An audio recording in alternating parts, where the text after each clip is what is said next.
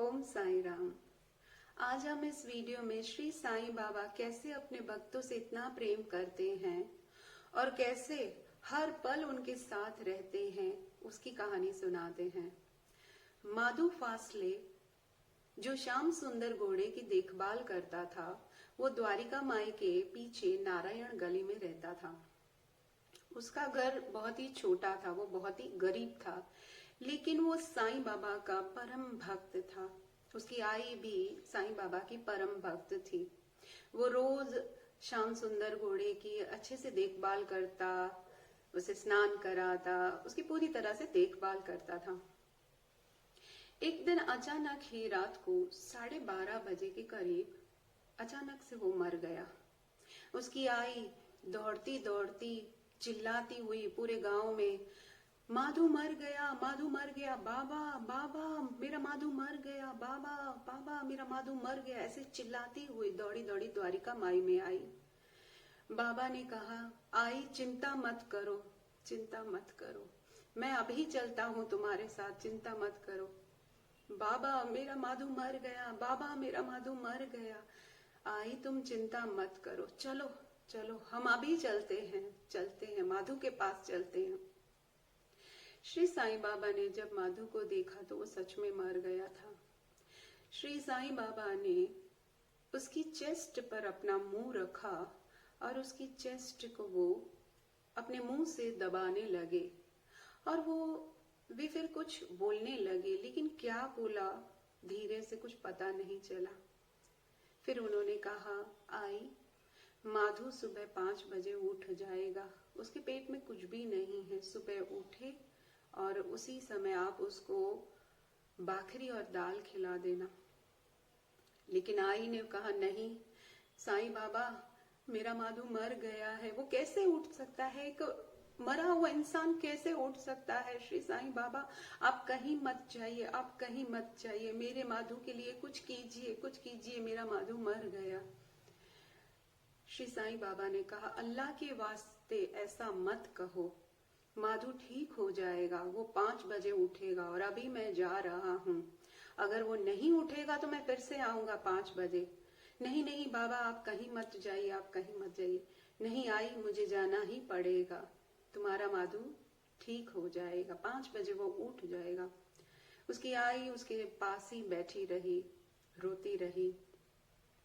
और जैसे ही सुबह के 5 बजे माधु सच में उठ गया, जैसे एक नींद से उठता है इंसान, ठीक वैसे ही उसकी आई जब उससे इस तरह से देखा और वो चौंक गई, माधु तू उठ गया, तू ठीक है, तू ठीक है। उसने कहा, आई मुझे क्या हुआ था, मैं तो ठीक ही हूँ।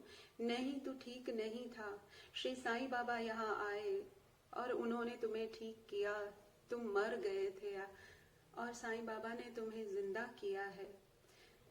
जब माधु ने ये सुना और उसने कहा, मुझे अभी के अभी मेरे श्री साईं बाबा के दर्शन करने हैं, लेकिन उसकी आई ने कहा, नहीं पहले तुम कुछ खा लो, तुम भाखरी और दाल खा लो, मैं तुम्हारे लिए अभी बना देती हूँ। नहीं, पहले मैं श्री साईं बाबा के, मेरे परम भगवान के मैं दर्शन करूंगा।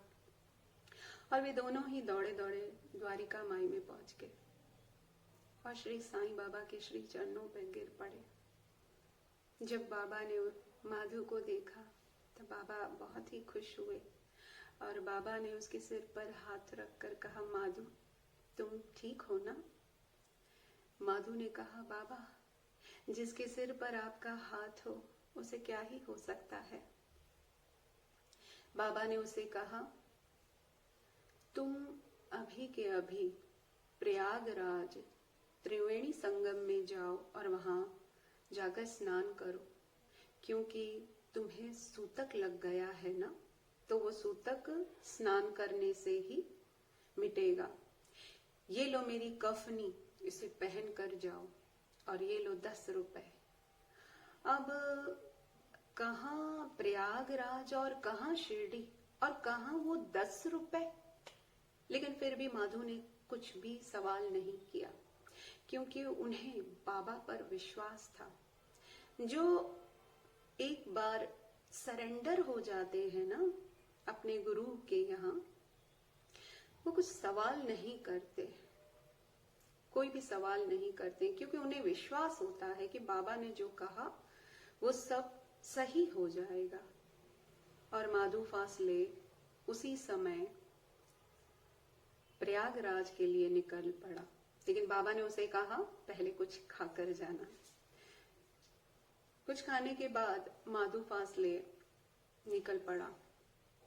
रास्ते में उसे बहुत बारी स्टेशन पर कोई ना कोई मदद के लिए मिलता और कहता, अरे तुम्हारी तो बस अभी छूट गई, या तुम्हारी बस तो कल आने वाली है, तुम अभी मेरे साथ मेरे घर चलो, एक दिन रह लो और फिर निकल जाना, कल सुबह के लिए निकल जाना। ऐसे बहुत बारी कितनी बस स्टेशन पर उसके साथ इस तरह से हुआ। हर पल ऐसे लगा उसे कि जैसे बाबा ही मेरी मदद कर रहे हैं और कोई ना कोई उसे अपने घर पर अतिथि के जैसे खाना खिलाता और उसकी मदद करता। ऐसे करते करते करते पूरे 3 महीने निकल गए और फिर वो प्रयागराज पहुंच ही गया। प्रयागराज में उसने त्रिवेणी संगम में स्नान किया और वहां से कुछ जल लेकर और अब वो निकल पड़ा। लेकिन 10 रुपए तो अब पूरी तरह से खत्म हो चुके थे और वो कितने चलते। वो बैठ गया मनमाड़ के लिए जाने के लिए, लेकिन उसके पास कोई टिकट नहीं था। इतने में बाजू में कोई एक आदमी आया, उसने कहा, भाई साहब आप कहाँ जा रहे हैं? तब माधु फासले ने कहा, मैं मनमाड़ जा रहा हूँ, लेकिन मेरे पास टिकट के पैसे ही नहीं हैं।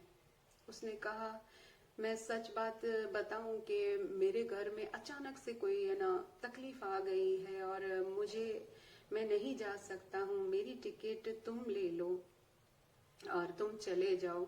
मैं ये टिकट किसी को देने के लिए ही आया और अच्छा हुआ कि तुम्हारे पास टिकट नहीं है और अगर तुम इसका यूज करते हो तो मुझे बड़ी ही खुशी होगी। माधु फासले जैसे ही कुछ सोचे समझे, इससे पहले वो आदमी उसे टिकट थमाकर और जो चला गया।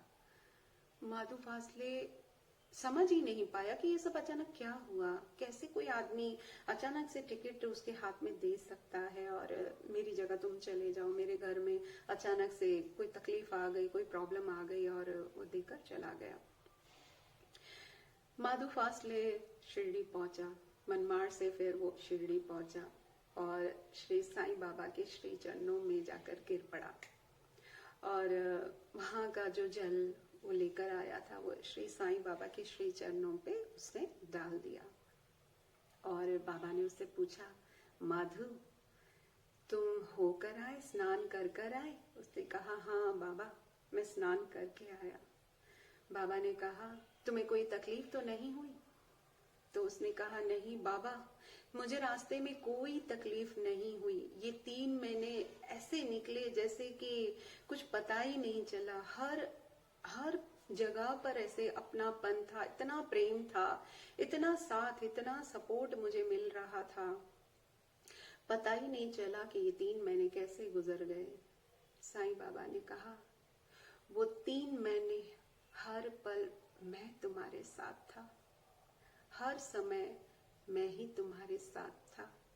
जब उसने ये बात सुनी तो वो भावुक होकर रोने लगा और वो कहने लगा, बाबा आपको शत शत नमन है मेरे श्री साईं बाबा, जो आप अपने भक्तों के लिए इतना कुछ वो प्रेम करते हैं, इतना उन्हें साथ देते हैं, उसके लिए आपको शत शत नमन है। ओम साईं राम।